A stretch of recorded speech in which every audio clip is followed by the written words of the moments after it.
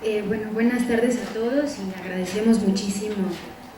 su presencia. Queríamos iniciar agradeciendo, pues, en primer lugar, al director, ¿no?, del Museo Casa de León Trotsky, José González de León, y por supuesto al ingeniero Esteban Volkov, no solo por acompañarnos y organizar este evento, sino por acompañarnos también en la coedición y el trabajo conjunto que hemos realizado para lanzar la colección Obras Escogidas de León Trotsky, y también por la labor de mantenimiento de este sitio, de este recinto y del pensamiento del revolucionario ruso, que, pues, más allá de banderas y adscripciones, tendría que convocarnos a todos los que estamos interesados en su difusión. Muchas gracias. Y bueno, recordar que además en estos días conmemoramos el aniversario luctuoso de León Trotsky, que fuera asesinado en este mismo lugar. Bueno, estamos presentando este libro, es parte de la colección Obras Escogidas de León Trotsky, que el Centro de Estudios y Publicaciones patrocina y que coedita, ¿no?, con el Museo Casa de León Trotsky. Como decía, en el marco de su aniversario luctuoso, quien fuera el creador del Ejército Rojo y compañero de armas de Lenin en la Revolución Rusa de 1917, y nos complace mucho homenajear al revolucionario poniendo a disposición de la juventud, de los trabajadores que despiertan a la vida política, este compendio que, desde nuestro punto de vista, lejos de ser única y exclusivamente un documento histórico o un análisis preciso conceptualmente sobre el fascismo en Alemania, es un documento de gran actualidad. Y es que hasta hace apenas unos años el fascismo parecía ser un fenómeno del pasado. Sin embargo, al calor de la crisis económica en curso, cuyo epicentro ha sido el viejo continente, asistimos con perplejidad al fortalecimiento de agrupamientos políticos como Amanecer Dorado en Grecia, que en las elecciones del 2012 consiguió lugares en el Consejo de los Helenos, en el Parlamento griego, y alcanzó un 20% de votos. Al mismo tiempo, Francia se conmocionaba hace unos meses por el brutal asesinato de un estudiante de 18 años, Clement Merrick, quien fuera activo en la lucha a favor del matrimonio homosexual y destacado militante antifascista, a manos de un grupo neonazi que se presume forma parte de la Juventud Nacionalista Revolucionaria. En las principales potencias imperialistas, la ultraderecha gana terreno, desplegando un discurso contra los planes de austeridad y el recorte al gasto público, mientras responsabiliza a los millones de hombres y mujeres que año con año surcan los corredores migratorios de África a Europa y de América para acceder a un trabajo precario en las metrópolis internacionales, difundiendo un discurso xenófobo que redunda en la división étnica de aquellos que están sosteniendo la crisis sobre sus espaldas, que son los trabajadores. Por ello, aunque la reemergencia de la ultraderecha y una suerte de protofascismo es aún muy incipiente, para la izquierda es fundamental comprender cuáles son las bases económicas, políticas, sociales e ideológicas que nutren al fascismo y cuáles las vías para conjurarlo. También es fundamental comprender que dicho fortalecimiento es la expresión en realidad de una gran polarización social a nivel internacional, donde no solo se han fortalecido fenómenos de derecha, sino también procesos sociales desde abajo, donde las clases explotadas y oprimidas han comenzado una gimnasia de lucha muy importante, desde la llamada Primavera Árabe, pasando por la insurgencia estudiantil y juvenil chilena, hasta la lucha en Brasil referenciada en el movimiento Pase Libre, que acicateó la salida del proletariado brasileño y la huelga general en semanas recientes. En ese contexto, la lectura de los textos que conforman la lucha contra el fascismo en Alemania es de vital importancia, no solo por representar un análisis sociológico muy preciso de dicho fenómeno, reconocido en el ámbito de la izquierda y en el ámbito académico, ya que, parafraseando al historiador Alberto Pla, estos textos integran un complejo teórico articulado con la necesidad de dar respuestas políticas inmediatas y coyunturales a los problemas no solo de la lucha contra el fascismo, sino de la revolución socialista. Así es que la lucha contra el fascismo que hoy estamos presentando es también una guía para la acción revolucionaria en nuestra época. Hace 80 años justamente el Partido Nacional Socialista llegaba al poder en Alemania, ante la parálisis de, paradójicamente, el proletariado más concentrado y poderoso de Europa. El programa del nazismo en realidad implicaba a lo interno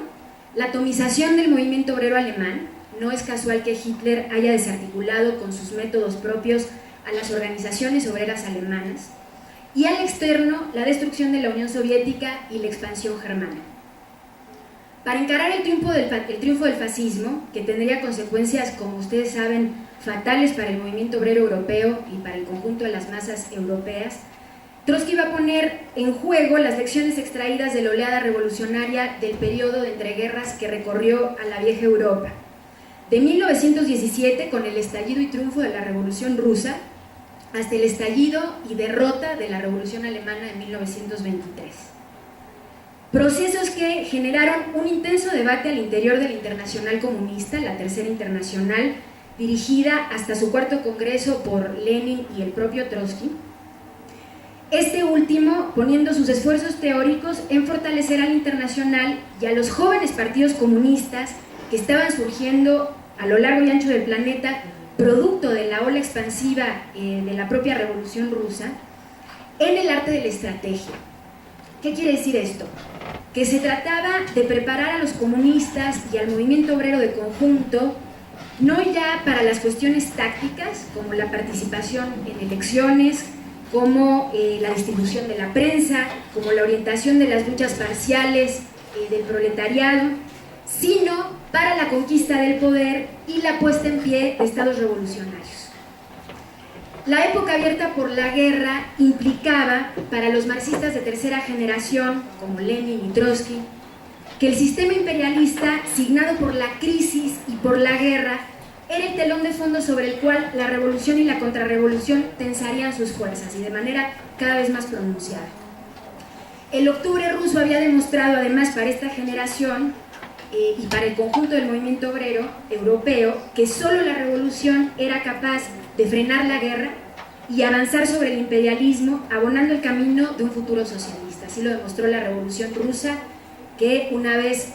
constituida en el poder, frena la participación de Rusia en la guerra.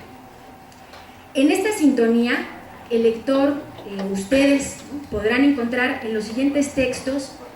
las lecciones de los procesos revolucionarios antes mencionados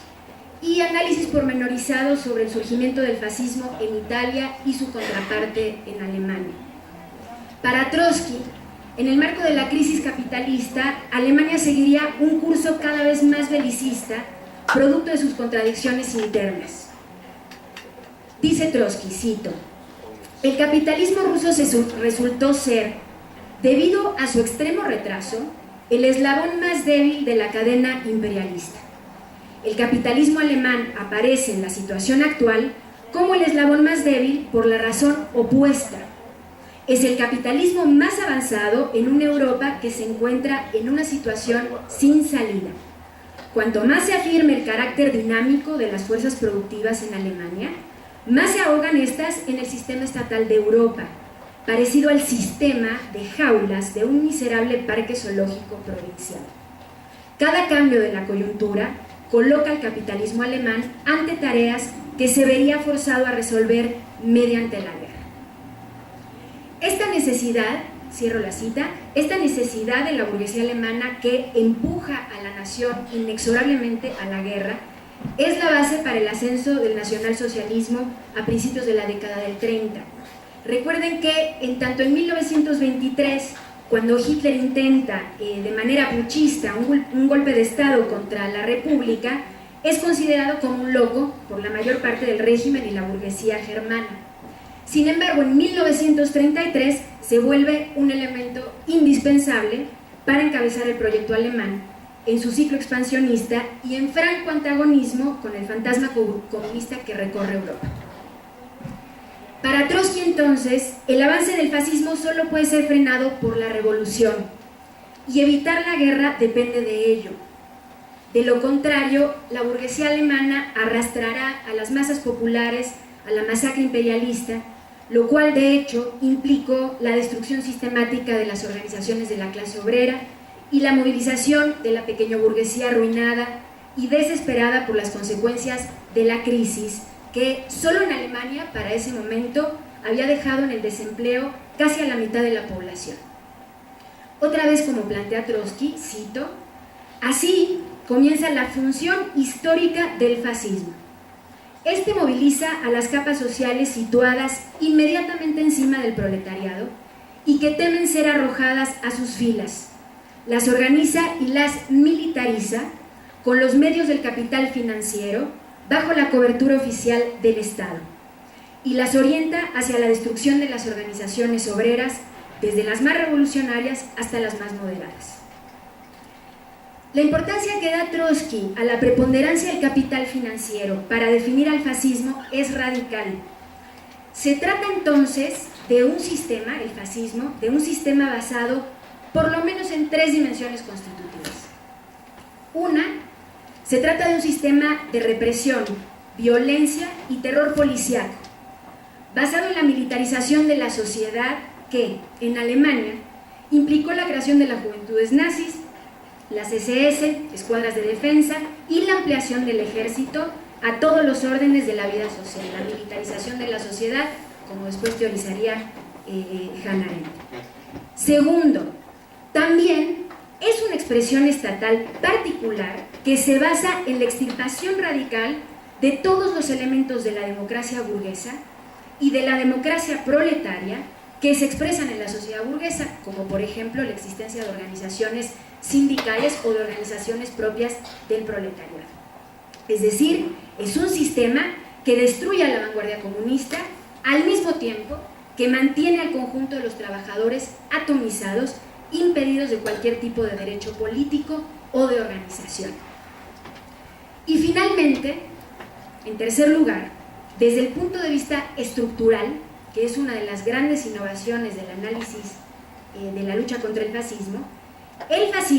es la expresión estatizada de la hegemonía del capital financiero en toda la vida social. Como plantea nuestro autor, el capital financiero acapara directa e inmediatamente todos los órganos e instrumentos de dominación, de dirección y de educación. Es decir, el aparato del Estado a través del ejército, los municipios, las universidades, las escuelas, la prensa, la propaganda y las cooperativas.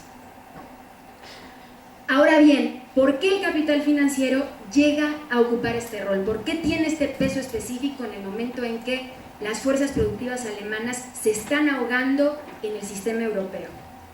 Y es que durante los años de crisis, durante el periodo de entreguerras, previos al ascenso de Hitler, la burguesía alemana recurrió con inusitada ligereza a la ayuda masiva de créditos extranjeros que aceleraron enormemente la modernización del equipamiento fabril y tecnológico. Esto devino en una importante reactivación industrial,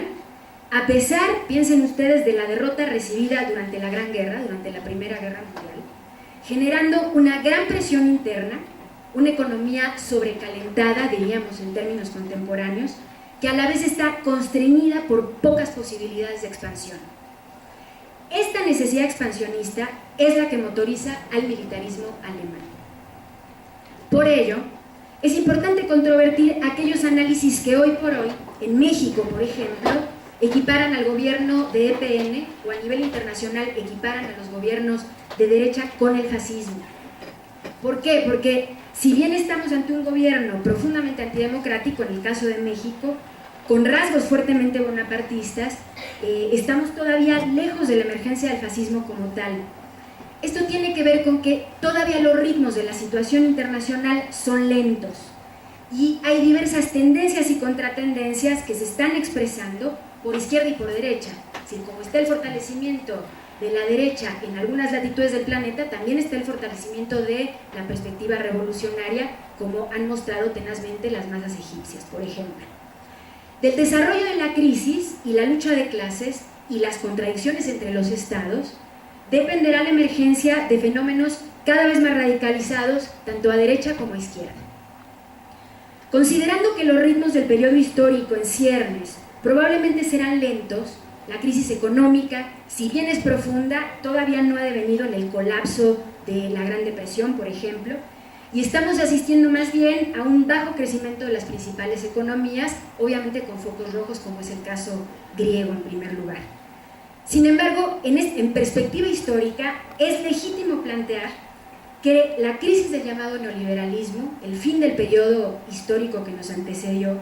los nuevos fenómenos de la lucha de clases, claramente hacen más favorable la perspectiva revolucionaria. No es casual que en el terreno de las ideas se esté reactivando el interés por la obra de Marx, por la obra de Lenin, por la obra de la intelectualidad marxista. Dicha perspectiva, como se plantea en los apartados ulteriores del libro que estamos hoy presentando, está en mejores condiciones de llegar a buen puerto si los millones de trabajadores que incrementaron los músculos de la clase obrera internacional en China, en la India, en Bangladesh o Camboya, donde está surgiendo un nuevo proletariado muy joven, que no carga sobre sus espaldas las derrotas del pasado, logran oponer a la dictadura del capital una alternativa socialista, basada en la alianza con todos los agraviados, los explotados y los oprimidos por el capitalismo, en la libre asociación de los productores, a decir de Marx, y en la más amplia democracia de los trabajadores y el pueblo. Para ello, es fundamental, desde nuestro punto de vista, que la clase obrera conquiste hegemonía. Es decir,